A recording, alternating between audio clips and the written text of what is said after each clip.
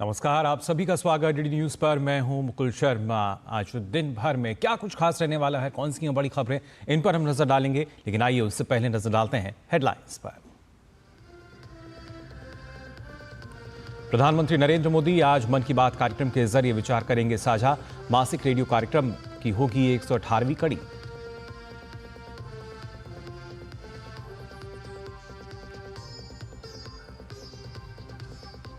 गृह मंत्री अमित शाह आज विजयवाड़ा में एनडीआरएफ के 20वें स्थापना दिवस कार्यक्रम में लेंगे भाग। राष्ट्रीय आपदा प्रबंधन संस्थान के दक्षिणी परिसर का करेंगे उद्घाटन।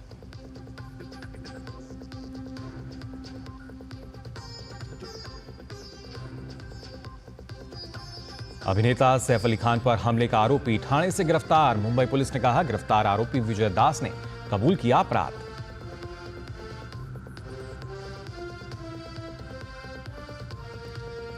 गाजा में संघर्ष विराम शुरू होने से पहले नेतन्याहू की चेतावनी।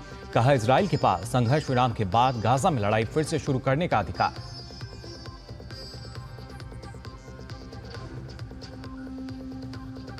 और खो खो विश्व कप के फाइनल में पहुंची भारत की पुरुष और महिला टीम। दोनों वर्गों में आज नेपाल से होगी खिताबी भिड़ंत।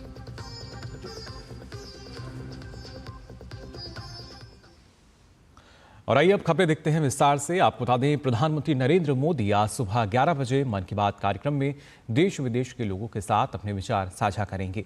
ये मासिक रेडियो कार्यक्रम की 118वीं कड़ी होगी। ये कार्यक्रम आकाशवाणी और दूरदर्शन के समूचे नेटवर्क, एआईआर न्यूज़ वेबसाइट और news on AIR mobile app पर भी प्रसारित किया जाएगा। कार्यक्रम AIR news, DD news, PM और सूचना प्रसारण मंत्रालय के यूट्यूब चैनल्स पर भी उपलब्ध रहेगा। मन की बात कार्यक्रम के हिंदी में प्रसारण के तुरंत बाद आकाशवाणी से क्षेत्रीय भाषाओं में इसका प्रसारण किया जाएगा। इस साल 2025 का पहला मन की बात कार्यक्रम होगा। आमतौर पर महीने के आखिरी रविवार को आयोजित होने वाला मन की बात प्रोग्राम इस बार आज हो रहा है, क्योंकि देश 26 जनवरी को गणतंत्र दिवस मनाएगा। यानी जो महीने का आखिरी रविवार है उसमें गणतंत्र दिवस है, इसलिए आज मन की बात कार्यक्रम में प्रधानमंत्री सबको संबोधित करेंगे।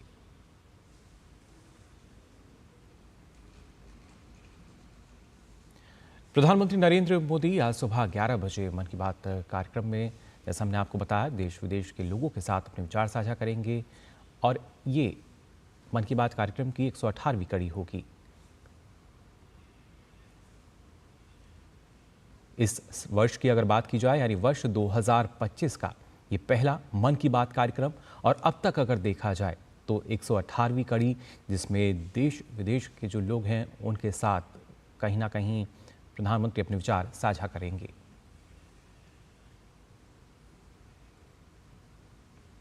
केंद्रीय गृह मंत्री अमित शाह आज आंध्र प्रदेश के विजयवाड़ा में राष्ट्रीय आपदा मोचन बल यानी एनडीआरएफ के 20वें स्थापना दिवस कार्यक्रम में शामिल होंगे। इस अवसर पर गृह मंत्री लगभग 220 करोड़ रुपए की परियोजनाओं का लोकार्पण एवं शिलान्यास भी करेंगे। अमित शाह 3 महत्वपूर्ण केंद्रों के परिसर का लोकार्पण करेंगे, जिनमें राष्ट्रीय आपदा प्रबंधन संस्थान का दक्षिणी परिसर, एनडीआरएफ की 10वीं वाहिनी तथा रीजनल रेस्पॉन्स सेंटर और सुपोल यानी 9वीं वाहिनी का परिसर शामिल है। गृह मंत्री हैदराबाद के राष्ट्रीय पुलिस अकादमी की नई इंटीग्रेटेड शूटिंग रेंज का शिलान्यास भी करेंगे। इंटीग्रेटेड शूटिंग रेंज 50 मीटर लंबी होगी और इसमें 10 लेन होंगी, जिनमें 10 व्यक्ति एक साथ फायरिंग अभ्यास कर सकते हैं। इस रेंज की अत्याधुनिक तकनीक अंतर्राष्ट्रीय मानकों के अनुरूप है और यह देश के सभी पुलिस संगठनों में अपनी तरह की अनूठी सुविधा होगी। इससे पहले गृह मंत्री अमित शाह कल आंध्र प्रदेश पहुंचे और उडावली स्थित मुख्यमंत्री आवास में मुख्यमंत्री चंद्रबाबू नायडू और उप मुख्यमंत्री पवन कल्याण से उन्होंने मुलाकात की। दिल्ली में 5 फरवरी को विधानसभा चुनाव के लिए मतदान होना है और जैसे जैसे चुनाव की तारीख नजदीक आ रही है, चुनावी सरगर्मी बढ़ती जा रही है। दिल्ली विधानसभा चुनाव के लिए नामांकन वापस करने की आखिरी तारीख 20 जनवरी की है, लेकिन विधानसभा की सभी 70 सीटों पर चुनावी मुकाबला स्पष्ट है और प्रचार जोरों पर है। आम आदमी पार्टी, बीजेपी और कांग्रेस के तमाम दिग्गज मैदान में जोर शोर से प्रचार कर रहे हैं। बीजेपी को जीत दिलाने के लिए प्रधानमंत्री नरेंद्र मोदी 22 जनवरी को मेरा बूथ सबसे मजबूत कार्यक्रम के जरिए चुनावी रणनीतियों पर कार्यकर्ताओं से संवाद और विचार साझा करेंगे। बॉलीवुड एक्टर सैफ अली खान के घर जाकर हमला करने वाला आरोपी पकड़ा गया है। मुंबई पुलिस ने हमलावर को रविवार तड़के ठाणे से पकड़ा। मुंबई पुलिस ने पुष्टि की है कि आरोपी विजय दास और मोहम्मद इलियास सहित कई नामों का इस्तेमाल कर रहा था। मुंबई पुलिस के अनुसार पकड़े जाने के बाद आरोपी ने गुनाह कबूल कर लिया है। जानकारी के अनुसार आरोपी विजय दास रेस्टोरेंट में वेटर के तौर पर काम करता है। इससे पहले पुलिस ने शनिवार को एक संदिग्ध को छत्तीसगढ़ के दुर्ग से हिरासत में लिया था। पुलिस अब तक करीब 50 लोगों से पूछताछ कर चुकी है। मामले में 35 टीमें लगाई गई थी। आपको बता दें कि अभिनेता सैफ अली खान पर मुंबई में उनके घर में घुसकर बुधवार देर रात एक शख्स ने हमला कर दिया था, जिसमें वो बुरी तरह घायल हो गए थे और उन्हें अस्पताल में भर्ती कराया गया। हालांकि अब अभिनेता की स्थिति में सुधार हो रहा है।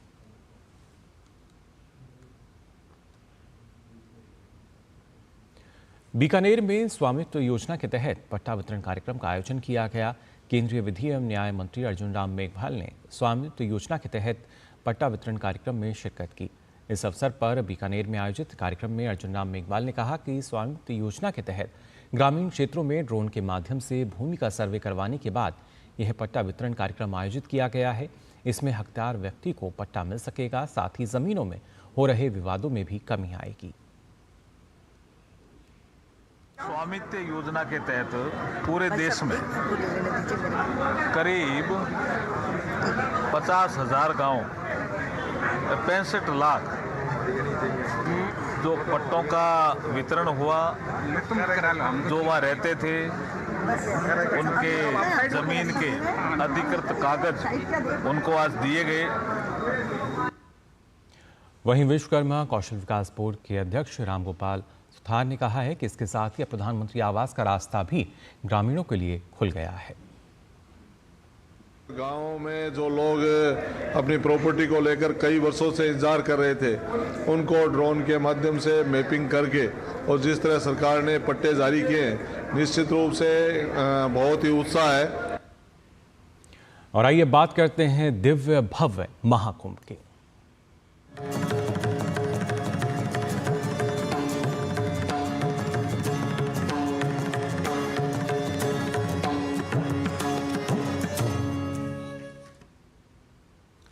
अगर आप महाकुंभ 2025 का अनुभव करने के लिए प्रयागराज पहुंच चुके हैं तो अपने आप को सिर्फ संगम स्नान और मंदिरों के दर्शन तक सीमित मत कीजिएगा। दरअसल कुंभ महोत्सव आपके मन में चल रहे हर प्रश्न के समाधान का अवसर देता है। साथ ही तीर्थराज प्रयाग में संत दर्शन और दान की महिमा अक्षय है और इन संतों की परंपरा में सर्वोच्च स्थान है। दंडधारी सन्यासियों का, जिन्हें नारायण का स्वरूप माना जाता है। दंड संन्यास की परंपरा जुड़ी है जगत गुरु आदि शंकराचार्य जी से, जिनके दिग्विजय की यात्रा में प्रयाग अनंत महत्वपूर्ण पड़ाव है। देखिए प्रयागराज से अजय मिश्र की स्पेशल रिपोर्ट।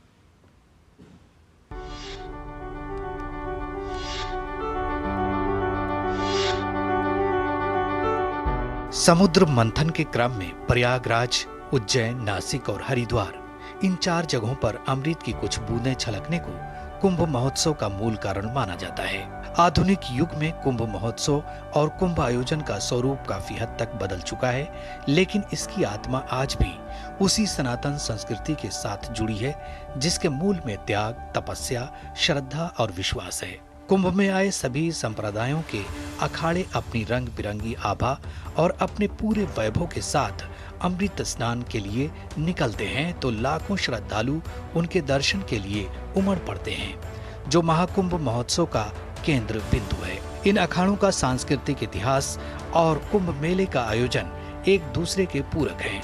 हमारी वैदिक परंपरा कहीं लुप्त न हो जाए, इसके लिए वो आज जगत गुरु शंकराचार्य महाराज का प्रादुर्भाव हुआ। 16 साल की अवस्था में उन्होंने संपूर्ण भारत में भ्रमण करके और वैदिक धर्म का सांस्कृतिक रीति से हमारे यहाँ उन्होंने उसका उत्थान किया। आदि गुरु शंकराचार्य द्वारा स्थापित 4 पीठों में 4 शंकराचार्य और इनकी ही संन्यास परंपरा से जुड़े 13 अखाड़े इस महाकुंभ की सबसे बड़ी शोभा है। प्रयागराज की धरती समकालीन 2 उद्भट विद्वानों आदि शंकराचार्य और कुमारिल भट्ट के मिलन की साक्षी रही है। 130 फीट ऊंचे इस मंदिर में श्री आदि शंकराचार्य की प्रतिमा स्थापित की गई है। देवी कामाक्षी और 51 शक्तिपीठ के अलावा तिरुपति बालाजी और सहस्त्र योग लिंग के साथ 108 शिवलिंग मंदिर में स्थापित है। आदि शंकराचार्य जी की ही परंपरा में धर्म की रक्षा के लिए दंड धारण करने वाले दंडी सन्यासियों की परंपरा आरंभ हुई। शंकराचार्य भगवान ने 4 स्थानों की स्थापना की। उसमें पूर्व, पश्चिम, उत्तर, दक्षिण चारों महापुरुष शंकराचार्यों की स्थापना करने के बाद उन्होंने धर्म की रक्षा का दायित्व उन्हें दिया। फिर उन महापुरुषों ने, शंकराचार्यों ने अपने पथ में, अपने पंथ में सन्यासियों की संख्या बढ़ाना शुरू किया। जो अखाड़े आपने कहा ना, वो अखाड़े इसलिए है संख्या इतनी बढ़े कि साधु महात्मा जन जन में जाकर के वेद रक्षा, धर्म रक्षा का प्रचार प्रसार करें और मूलतः वेद रक्षा, धर्म रक्षा हो सके। आज भी शंकराचार्य चौक कुंभ मेले की शान है, जहां चारों पीठ के शंकराचार्य को यहां पर दर्शन देने के लिए व्यवस्थाएं दी जाती हैं। पुरी के शंकराचार्य स्वामी श्री निश्चलानंद सरस्वती जी ने गंगा सागर में मकर संक्रांति के अवसर पर समुद्र आरती के पश्चात कुंभ 2025 में 14 जनवरी को नगर प्रवेश किया और अपना संदेश दिया।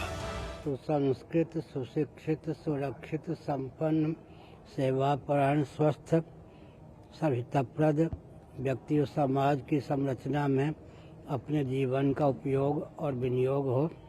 गंगा, यमुना, सरस्वती के संगम के समान अपना जीवन अपने और सबके हित में प्रयुक्त और विनियुक्त हो।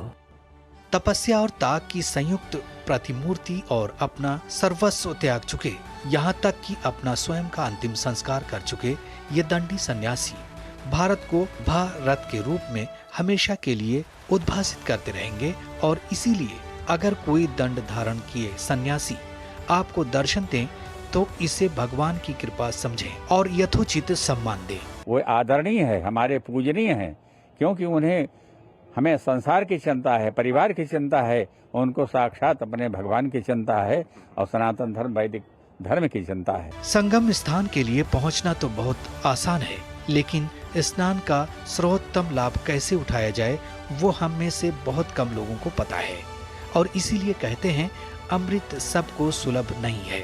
संगम के किनारे बसा ये आदिशंकर विमान मंडपम भारत की उस उदात्त परंपरा का गगनचुंबी प्रतीक है, जिसमें भारतीय सनातन परंपरा प्रश्नों से नहीं घबराती। हमारे शास्त्रों का प्रारंभ भी प्रश्नों से हुआ है। ये प्रयागराज की धरती भी प्रश्नों का ही समाधान देती है।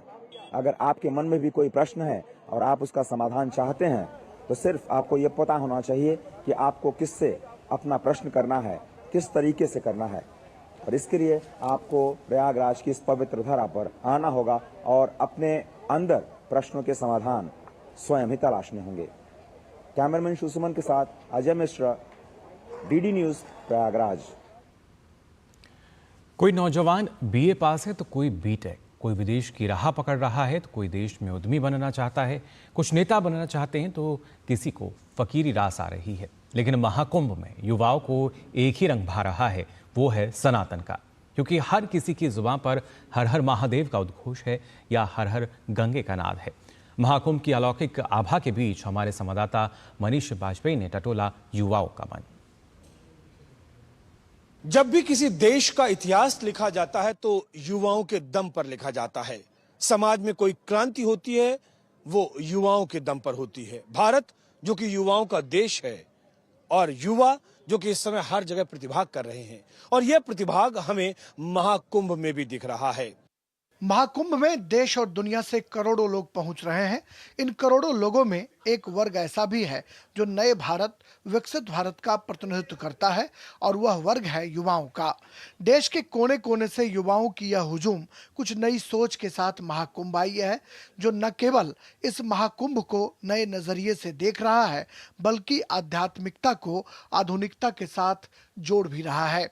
इन युवाओं ने संस्कार और संस्कृति की इस विरासत को सोशल मीडिया के साथ कनेक्ट किया और फिर जो फ्यूजन तैयार हुआ, दरअसल यही है आज के यूथ का विजन।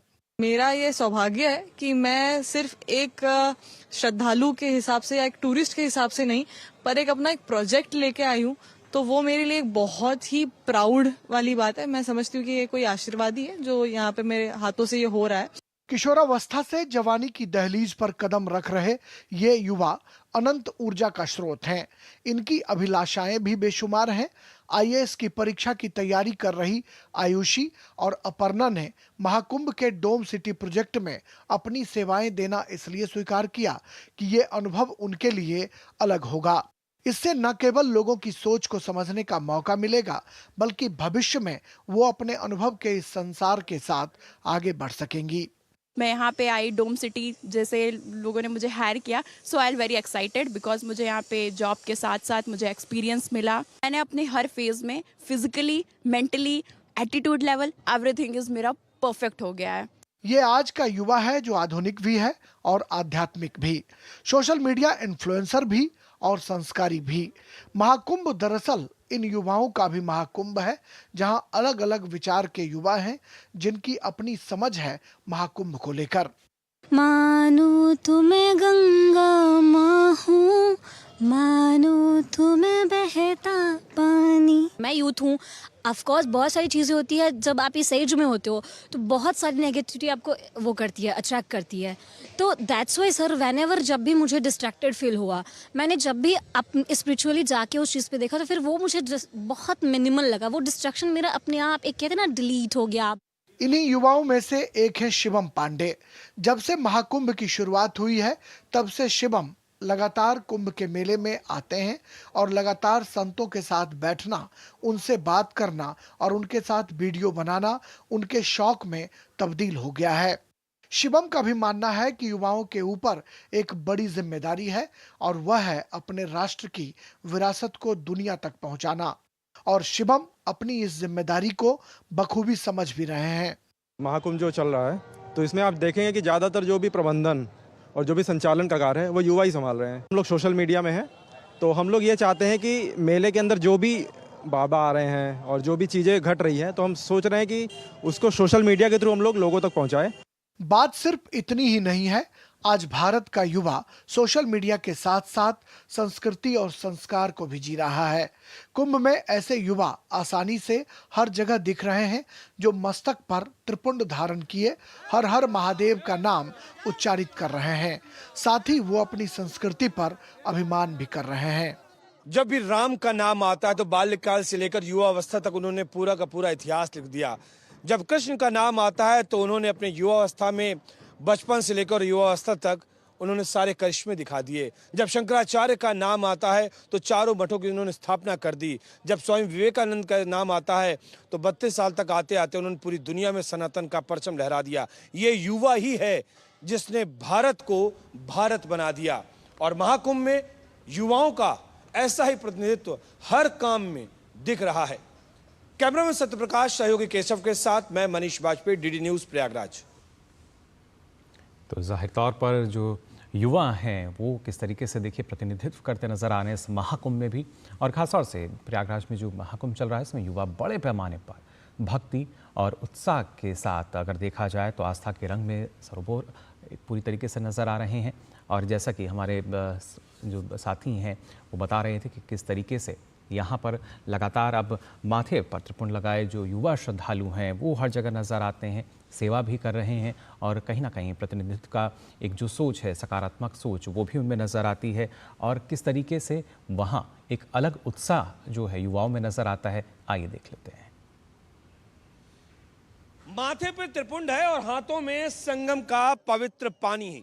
ये है आज के युवा की निशानी। जी हाँ, जो मैं बात कह रहा हूं ये बिल्कुल 100% सच है, और बहुत सी बातें युवाओं के बारे में कही जा सकती हैं। मैं कुछ ज्यादा बोलूं उससे पहले इन युवाओं के अनुभव जानते हैं। आप कहां से आए हैं और क्या सोचते हैं युवाओं के बारे में इस महाकुंभ में? जी, मैं हाथरस से आया हूँ, और युवाओं की बात की जाए तो युवा ही आगे आने वाले समय में भारत का सही नेतृत्व करेंगे। युवा अगर यहाँ से बिगड़ जाएंगे, बदल जाएंगे, अपने सत्य सनातन धर्म को नहीं मानेंगे, तो फिर बुजुर्ग का यहाँ पर ये सनातन यहीं के यहीं रह जाएगा। जिस तरफ देखो युवा दिख रहा है, सफाई करने वाला भी युवा है, और सब कुछ सामान बेच रहा है वो युवा है, उससे रोजगार भी मिल रहा है, स्वच्छता का प्रतीक भी है। लाखों लोगों का, करोड़ों लोगों का यहाँ पर आगमन, और स्वच्छता का जरा कह सकते जो इंतजाम है वो इन युवाओं के हाथ में है, और ये भी काम कर रहे हैं। आप कहाँ से आए हुए हो? जिला अलीगढ़ से। जिला अलीगढ़ से। क्या नाम है आपका? उजाला। अच्छा, कितना काम करते हो दिन भर में? आप कितनी देर लगातार ड्यूटी में लगे रहते हो? क्या कुछ करते हो आप? 8 घंटे। 8 घंटे की ड्यूटी। 8 घंटे की पूरी ड्यूटी है। क्या करते हो आप? हम टॉयलेट साफ करते हैं। अच्छा, क्या निर्देश आपको मिले हुए हैं कि लगातार आपको सफाई रखनी है? हाँ जी। कहीं कुछ गंदा नहीं रहना है? हाँ जी। अच्छा, आप बताइए।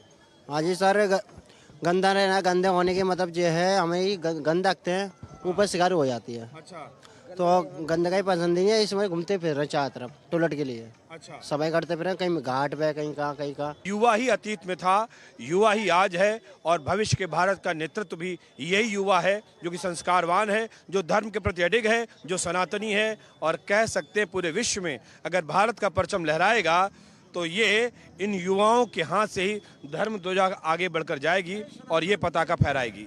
कैमरामैन सत्यप्रकाश और सहयोगी केशव के साथ मैं मनीष बाजपेयी, डीडी न्यूज, प्रयागराज।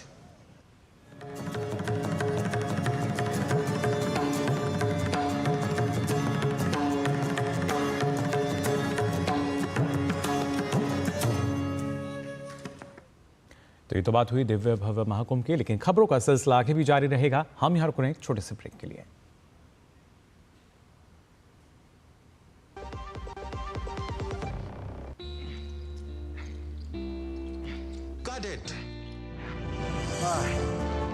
सोचिए, अगर असल जिंदगी में ऐसी हालत हो तो कितनी मुश्किलें होती हैं, लेकिन शुक्र है बैंकिंग के लिए नहीं।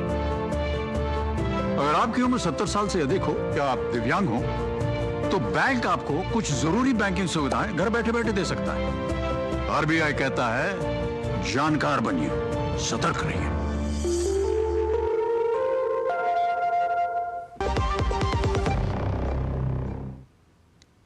ब्रेक के बाद आप सभी का एक बार फिर स्वागत डीडी न्यूज़ पर। आइए अब बात कर लेते हैं खास तौर से किस तरीके से जब दुर्गम पहाड़ी रास्तों और शून्य तापमान वाले इलाकों की हम बात करते हैं, वहाँ पर ट्रेनों का परिचालन बेहद मुश्किल हो जाता है। लेकिन अब ऐसे क्षेत्रों में भी अगर देखा जाए तो लगातार जो भारतीय रेलवे है वो अपनी ट्रेन को चला रहा है, क्योंकि ना सिर्फ ऐसे क्षेत्रों में पानी के जो टैंक हैं बर्फ़ में तब्दील हो जाते हैं और इंजन के शीशे पर बर्फ़ के टुकड़े अवरोध पैदा करते हैं। लेकिन अब वंदे भारत ट्रेन को कश्मीर समेत अनेक बर्फबारी वाले इलाकों में दौड़ाने के लिए नई तकनीक के सहारे विशेष रूप से तैयार किया गया है। वंदे भारत की जो नई ट्रेन का हमारे वरिष्ठ सहयोगी राजेश राज ने जायजा लिया और उत्तर रेलवे के CFRO हिमांशु शेखर उपाध्याय से भी विशेष बातचीत की।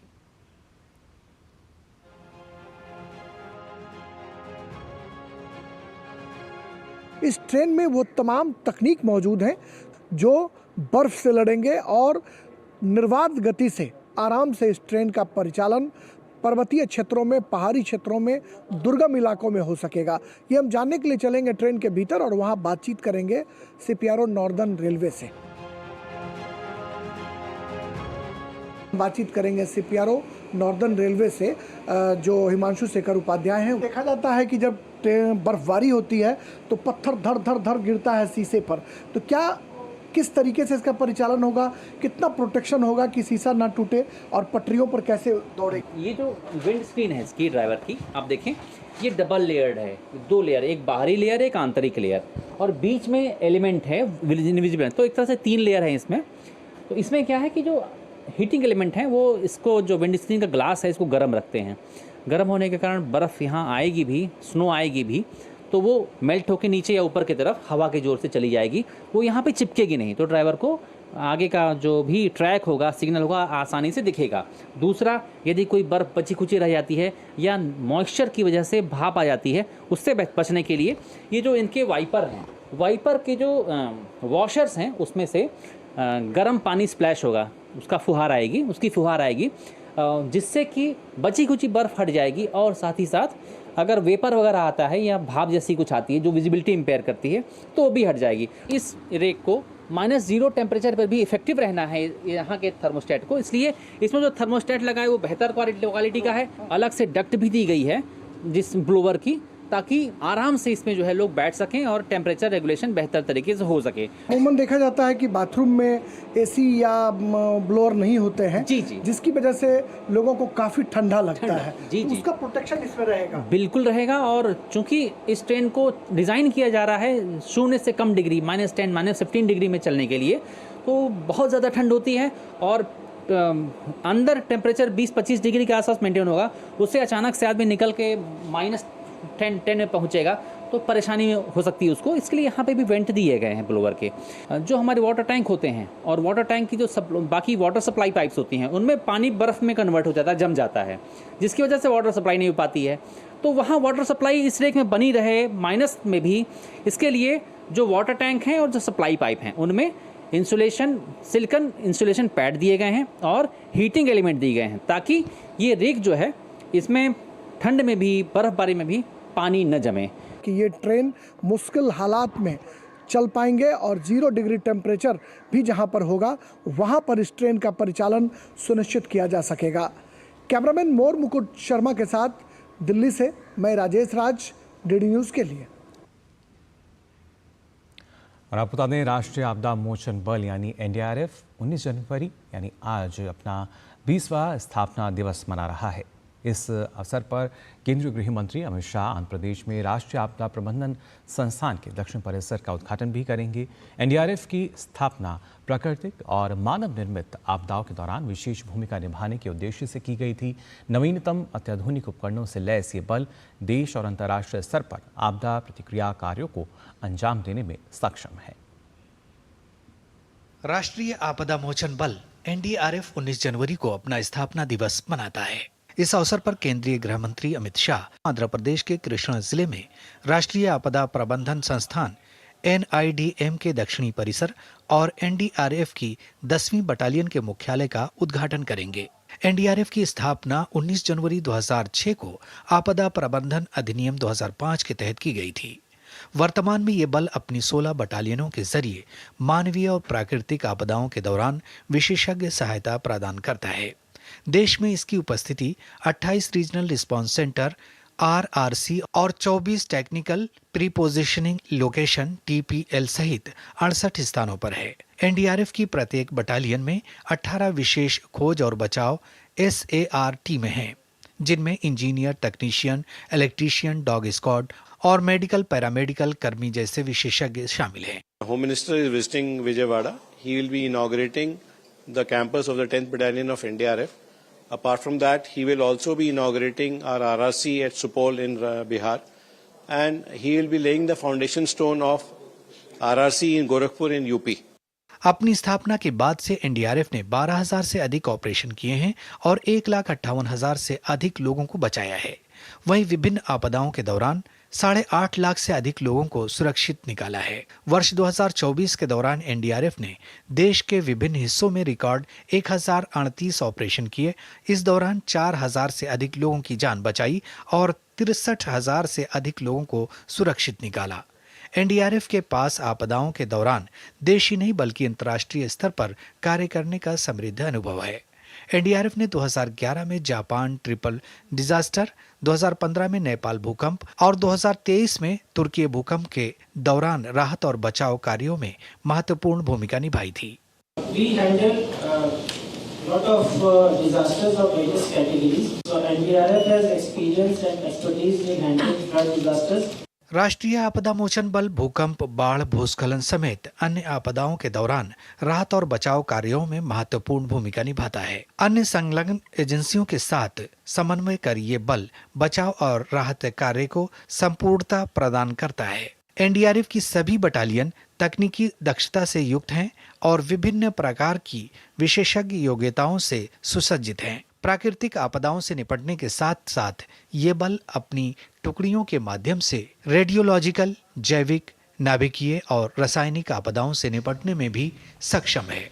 साथ ही वर्ष 2022 में इसे जंगल की आग पर नियंत्रण करने की जिम्मेदारी भी सौंप दी गई है। प्रयागराज में आयोजित महाकुंभ में विभिन्न आकस्मिकताओं से निपटने के लिए एनडीआरएफ की 20 टीमें तैनात की गई हैं। Bureau report, DD news. तो लगातार एनडीआरएफ जो है हर मोर्चे पर अपनी सेवाएं दे रहा है। फिलहाल इस बुलेटिन में बस इतना ही। मुझे दीजिए अनुमति। नमस्कार।